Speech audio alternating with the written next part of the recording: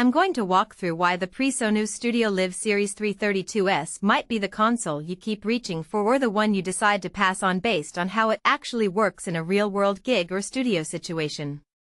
If you're still on the fence because you've seen a lot of hype and don't know whether the price matches the day-to-day value, this review is meant to cut through that uncertainty.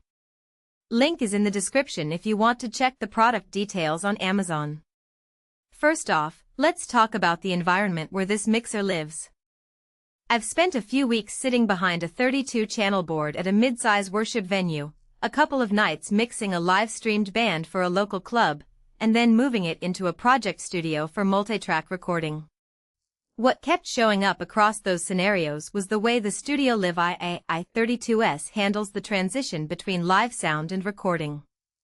The fact that it's a 40-input, 32-channel digital console with a built-in 128-channel USB interface means you can pull the full mix straight into a DAW without needing an external audio interface.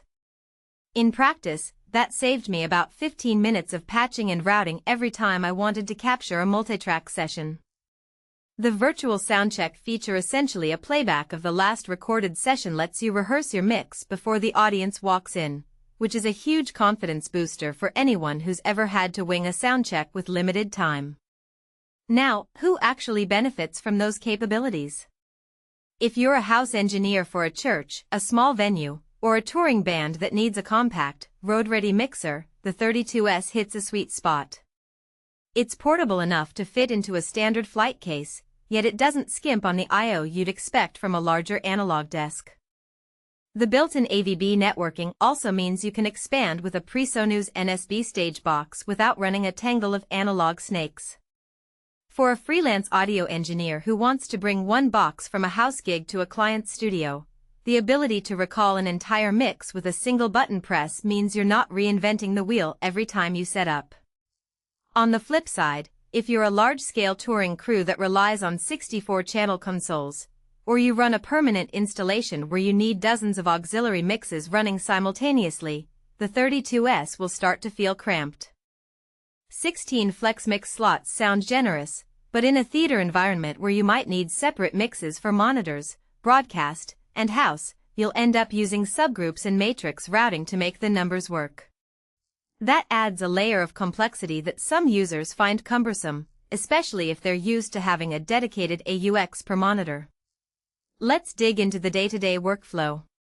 The touchscreen interface is responsive, and the layout mirrors what you'd see on a larger PreSonus console, so the learning curve isn't steep if you've already touched a StudioLive. I appreciated the ability to assign any of the 16 flex mixes as either an AUX, a subgroup, or a matrix on the fly.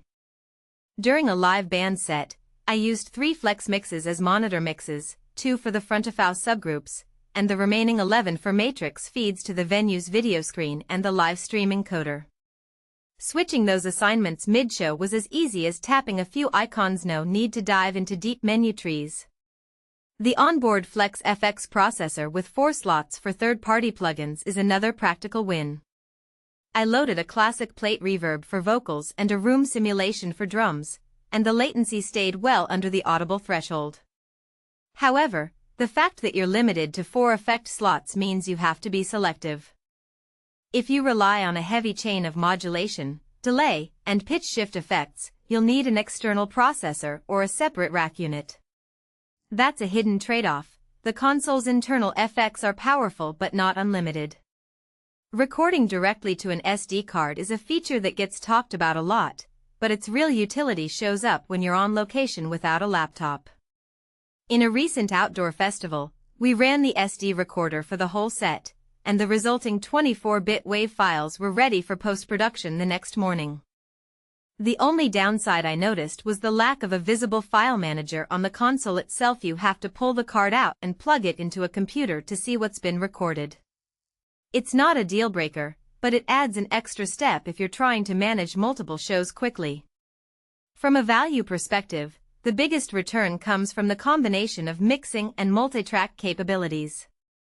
Many engineers end up buying a separate digital mixer and an audio interface, which can easily push the cost well above $3,000. The StudioLive i32S bundles those functions into a single chassis, and the price point sits in the mid-range for digital consoles. When you factor in the ability to recall scenes, the AVB network integration, and the included Studio One Pro software, you're getting a fairly complete ecosystem for one price tag. That said, the unit doesn't come with